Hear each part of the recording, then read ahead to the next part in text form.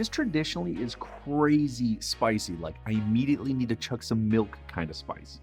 I think we can tone it down a little bit and still pull out a ton of flavor in this tasty Camarones a la Diabla recipe.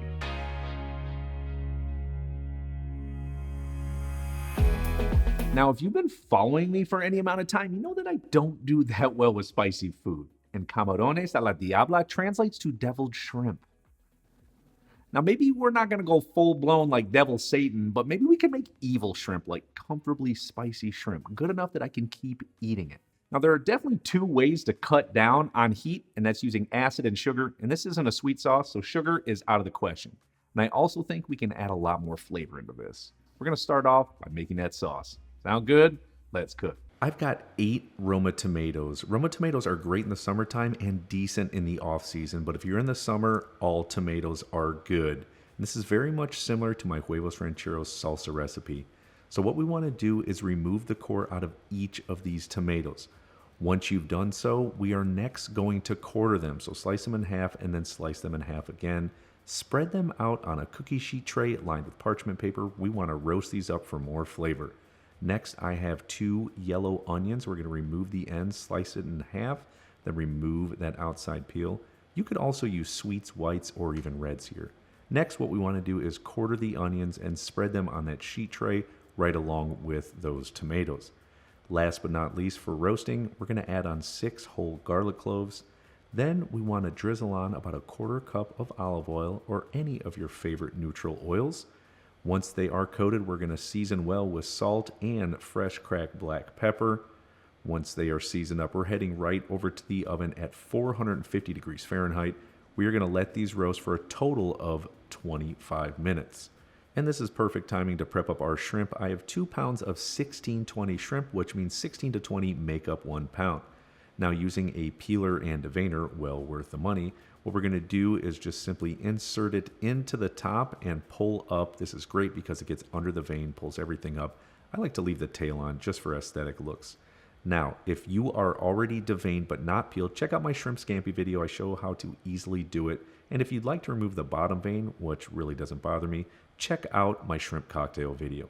Okay, we're going to transfer them into a little colander. We're going over to the sink. I'm just going to rinse some cold water over them, sort of run down where that vein was, make sure there's no unwanted particles or anything like that.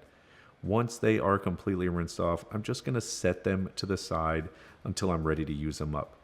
Now, in the meantime, we've got a lot of leftover shrimp shells. Don't you dare throw these away. Freeze them for up to 6 months. Pull them out to make shrimp bisque. And all shrimp sizes are good for this recipe. It doesn't matter if they're smaller or even if they're extra colossal, like U10 or bigger. All right, it's chile time. I'm going to be using 3 different kinds. You can use 1, 2, or a combination like me. I have arbol, ancho, and guajillos. What we do need to do is rip off that stem and get all of those seeds and pith out of there because they are just so spicy. And I suppose if you love heat, you can leave a few of these things in there. For me, I'm going to give it a pinch and get it all out of there. Now, with about 5 minutes left in the vegetable roasting process, what we're going to do is just add those chiles right on top. It's going to add more depth of flavor to our sauce. Then we're just going to put it in the oven, again, 5 more minutes at 450 degrees Fahrenheit. And if you like spice, bless you. Add a few more chiles, no problem. For me, I just can't handle it. Now let's get everything out of the oven. It smells insanely delicious in here. These vegetables look perfect. We are going right over to the blender. Now be sure to use a rubber spatula and scrape every last drop of that goodness right into there. Now I also like to squeeze in the juice of 1 lime. We're doing this to help cut some of the heat in those chiles. Also for a little more lemon lime flavor, a small bunch of cilantro, about 10 to 12 stems. Now add the cover to the blender. Remove that little center cap. Because all these vegetables are hot, it can build up pressure and steam and explode the top. So what I do is put a little towel on there. Now starting off at slow speed, get going and then crank it onto high speed so that it's nice and blended and pureed and should look just like this, a nice dark roasted up sauce. Excellent.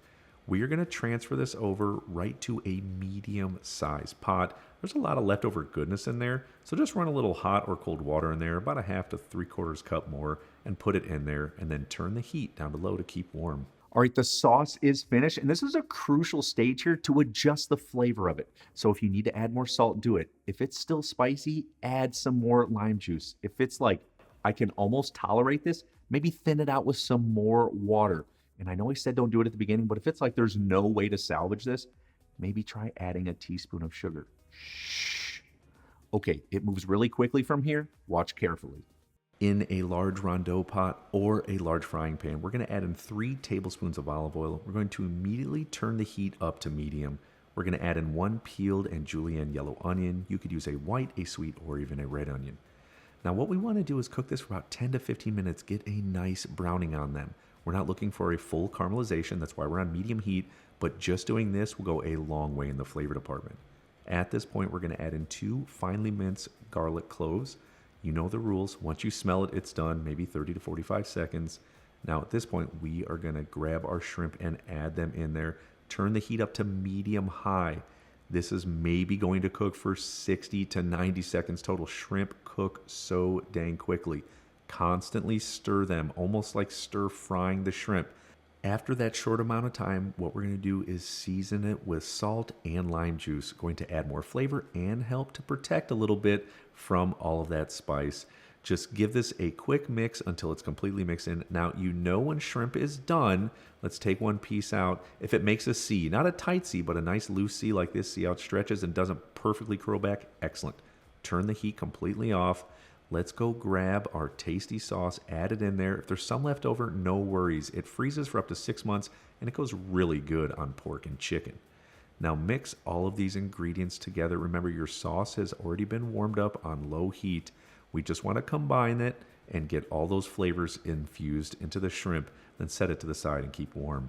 It seriously smells so good in here. I can't wait for you to make this at home. Because I always get questions like, what can I serve this up with? Well, I'm here to tell you, this is actually pretty commonly served up with Mexican white rice. It's crazy easy to make. Here's how you do it. I've got 2 cups of long grain rice in a colander. We are just going to give it a quick rinse under cold water and set it to the side.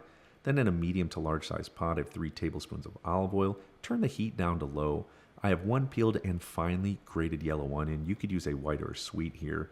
What we want to do is constantly stir this for maybe 5 to 6 minutes. We just want it translucent, a little bit tender, but definitely not brown. At this stage, we're going to add in 2 finely minced cloves of garlic, and this is going to cook very quickly, 30 to 45 seconds. You know, once you smell it, it is done. At this point, we are going to add in our rinsed rice. We want to cook this for maybe 3 to 4 minutes.